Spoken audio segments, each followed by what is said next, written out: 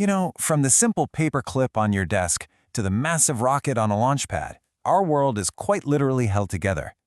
But have you ever really stopped to think about how all those individual pieces of metal become one single solid thing? Well, today, we're going to dive into the fundamental processes that join and shape metal. It's this unseen art that really makes our entire modern world possible. Okay, so let's just get right to the heart of it. How do you actually make two separate pieces of metal become a single, unified whole? See, on a microscopic level, it's all about getting the atoms from one piece to literally bond with the atoms of the other. Sounds pretty straightforward, right? But the reality is you have to fight through these invisible layers of rust, oxides, and even just the air itself to get that perfect bond. That is a serious engineering challenge. So the American Welding Society gives us this formal definition, and that keyword is coalescence. But what's really going on here is we're pumping in so much energy, usually as crazy intense heat, that the atoms at the very edge of two pieces of metal start vibrating like mad. They break their old bonds, they mix all together, and then they form brand new metallic bonds as they cool down, creating one continuous piece of metal where there used to be two. And this is what that process looks like in real time. What you're seeing here isn't just brute force. It's this incredibly delicate dance between thermodynamics and material science. It needs unbelievable heat. We're talking thousands of degrees, plus pinpoint precision and this deep, almost intuitive knowledge of how different metals are going to bend and melt and fuse under these extreme conditions. But here's the kicker. That fiery, bright process we just saw, the one everybody thinks of when they hear the word welding, that's just one tiny part of a much, much bigger world. While it might be the most famous image, the reality is that joining metal isn't just one thing. It's an entire universe of different technologies and processes. In fact, this field is so huge that the American Welding Society organizes it all into what they call a master chart. Seriously, think of it like a giant family tree for how we make things out of metal. It's got all these different branches for different processes, but they all go back to the same fundamental goal: either making separate pieces into one or one piece into many. And to make that huge chart a little easier to digest, we can basically group the main methods into families like these. You've got arc welding, which melts the base metals themselves. Then you've got things like brazing and soldering, which are kind of like using a super strong metallic glue.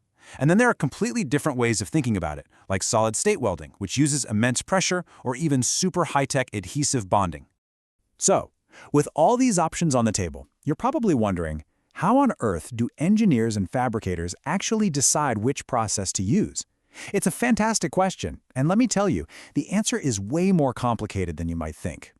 It all comes down to this really complex balancing act. First off, you have to think about the materials themselves. What kind of metal is it, and how thick?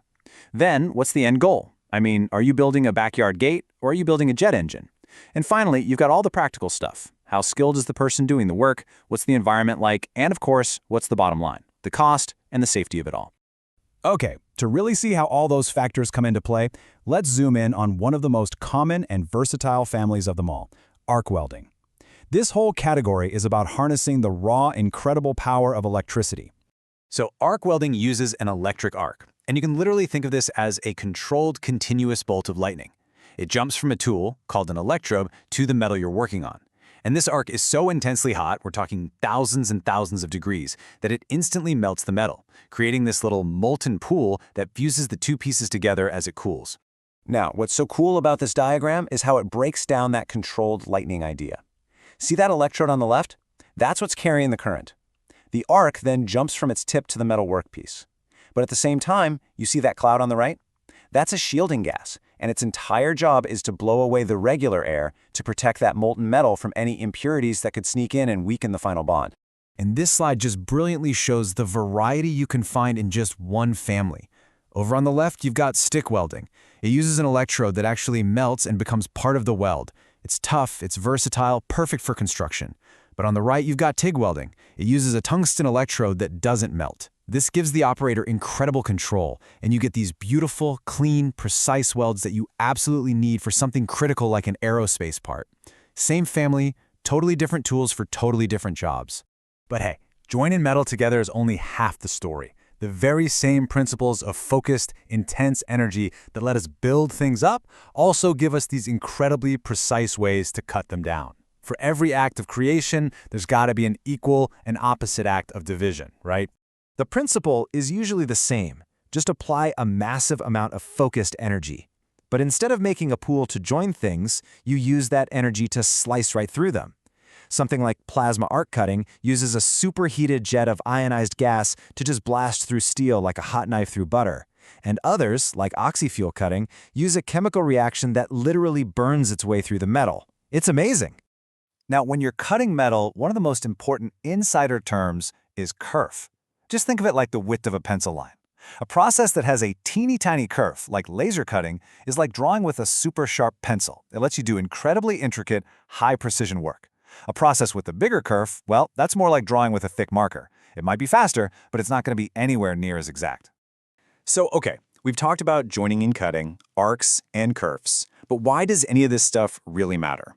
Well, because without these processes, the modern world as we know it, it wouldn't exist. These technologies are, and this is no exaggeration, literally building the world all around us. The absolute best way to think about all of this is as a massive high-tech toolbox. And just like any good toolbox, it has a huge variety of tools for all kinds of different jobs. I mean, you wouldn't use a sledgehammer to hang a picture frame, would you? It's exactly the same idea. Engineers and technicians have to pick the perfect joining or cutting process for each specific job, material, and the outcome they're trying to achieve. And the results of these choices are absolutely everywhere you look. The car you drove today, its frame is held together by thousands of automated welds. The plane you flew on for your last vacation, it relies on ultra-precise welds. The bridge you drive over every single day, it was assembled with heavy-duty arc welding. Heck, even the phone in your pocket has these tiny microscopic welds inside that make the whole thing work. But here's something you might not have thought about. The stakes for choosing the right tool from that toolbox are incredibly high. As this quote points out, this isn't just a technical decision. It's a massive economic one. Equipment can run you a few $100 for a basic setup at home, all the way up to millions of dollars for a fully automated robotic laser welding system. Getting that choice right is absolutely crucial. So I'll just leave you with this thought. Just for a second, look around you, wherever you are right now. Your chair, your desk, the building you're in. How many of those things are only possible because of this hidden, powerful, and totally essential art of joining and cutting metal? It's really this quiet testament to human ingenuity, and it's a great reminder that sometimes the most important things holding our world together are the ones we can't even see.